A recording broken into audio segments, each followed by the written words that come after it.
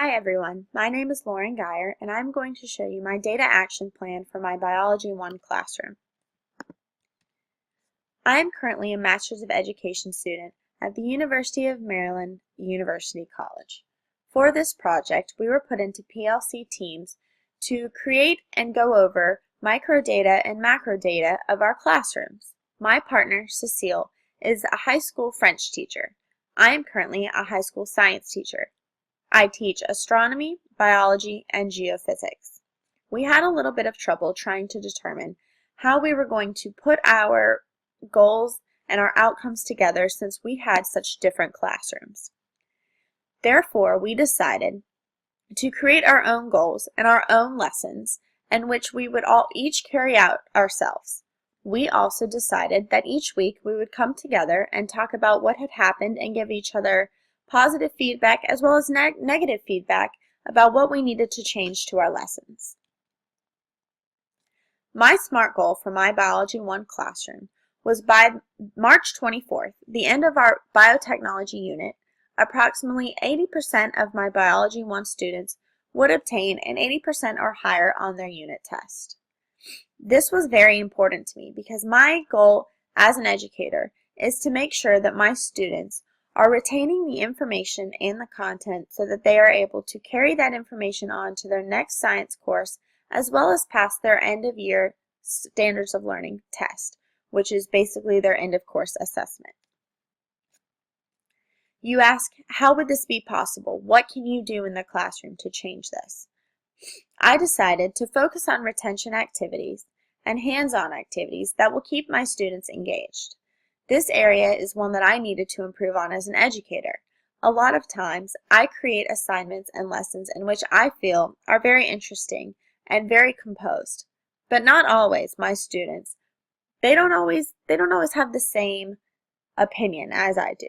I am science gung-ho. Sometimes they might not be. So it was very important for me to look at my micro and my macro data and determine what my students were interested in and what kinds of activities I could create so that they would be able to retain the information and the content so that they could carry it out and understand it in future courses and on tests. My data action plan was to keep my students engaged. I came up with some assignments that could keep my students involved as well as things that they would be interested in completing. One was in which a PowerPoint notes assessment. On each PowerPoint, I would have the information and the content, but there would also be blanks. So as we were going through the notes and I was lecturing the students, they would fill in missing pieces of information so that they were following along. After about 5 slides, I would give them time for questions and answers in which they can ask me questions and they can ask their peers questions about the content so that they can discuss it. I also like to include a lot of technological ideas. I came upon a video in which I created questions on Educanon so that the students watch the video on their laptops and answer the questions as the video continues right there on their laptop. The questions are intermittent into the video so that after 2 or 3 minutes they would have a content question. I also created an online scavenger hunt in which the students would follow a packet of information and guidelines going from website to website, video to video, answering questions and following the information to research about biotechnology. I also think that in a science classroom it is very important for students to stay on task and that they're also hands-on. So I also wanted to create some lab work which would incorporate their genetic traits lab. I also want them to read in their textbook, which would incorporate their reading packet. To get the students involved at the beginning of the classroom, I decided that I was going to give them entrance tickets, or warm-ups is another word for them, as well as exit tickets, so they can bring all the content from that day together and kind of put it together and retain it in the back of their head. This might be a little difficult to read, but this is basically my tasks that I decided that I was going to use and implement into my classroom. I have my instructional tactics, an example, my PowerPoints, my video, my biotechnology scavenger hunt. how I was going to carry that out, and how long it would take each student. I also decided I was going to put completion dates of when each assignment would be done. Verifying artifacts are simply what I would do to make sure that the students completed the assignments and that they did it very well. In evaluation of their PowerPoints, their labs, their scavenger hunt, I gave the students a rubric or specific answer sheets that we went over after each assignment. At the end of the implementation, I decided that I was going to put together a class data chart. Here you will see the grades of my 18 students in my Biology 1 classroom.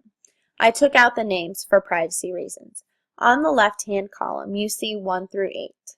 You have your pre-test grades, which would include warm-ups and entrance tickets, the Human Genome Genetic Video questions, the Biotechnology Scavenger Hunt, Genetics Traits Lab, and the unit assessment.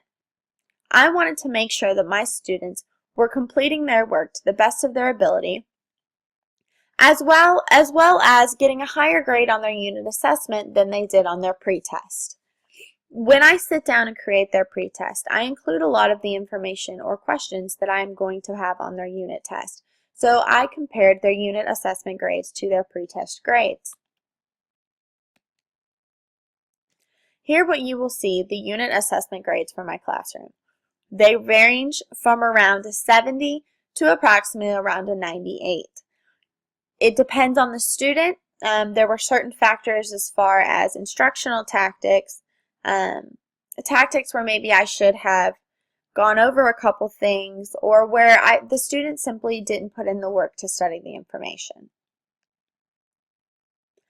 On this graph, you will see the grade comparison between the pretest, which is the red line, and the unit assessment, which is the orange line. My goal was to make sure that the students comprehended the content that was on the pretest and through their unit, and raised their grades on their unit tests approximately to an 80% or higher. About 78 to 80% of my students did raise their grades to an 80% or higher on their test. There were a couple students who had 78s, 75s on their unit tests. This, I feel, for those students is a good grade because many of their other assignments were in the lower 60s or 50s. I see that they made a great jump from their pretest grade to their unit assessment. My main goal was to see that growth. So what does this data show? Did my students retain the information? Do the grades show an improvement? As a matter of fact, the grades do show an improvement. On average, my students raised their unit assessment grades by 15 to 20 points. The average was a 79.6 on the unit assessment after the implementation process. I felt that this was a very good growth for me as an educator because my unit assessments before the implementation process, the average grade was around a 70 or a 69%. I also compared this information with other Biology 1 teachers in my school. They were astounded by how well my students did on the content and how their grades jumped. I have decided that it is all because of making sure you understand your students and looking at the micro and macro data about what are the strengths and weaknesses of each student. It is very important for the educator to look at this so that they are better acquainted with their student and they're able to differentiate the education that that student is getting and what they need. Throughout the data process, we also had implementation meetings. Once a week, I would meet with Cecile, and we would discuss our artifacts that we are showing our students. We would come up with certain Google Docs about what we wanted to talk about for that group meeting, etc. On the right, you see a potential action plan tracking information. It's a quick, rough draft for me and what I wanted to talk to Cecile about and get her information and her comments about if she felt that those were good assessments or not. On the left, you see my artifact tracking sheet where I determine if there are certain learning gaps or instructional gaps and certain artifacts that I want to give my students.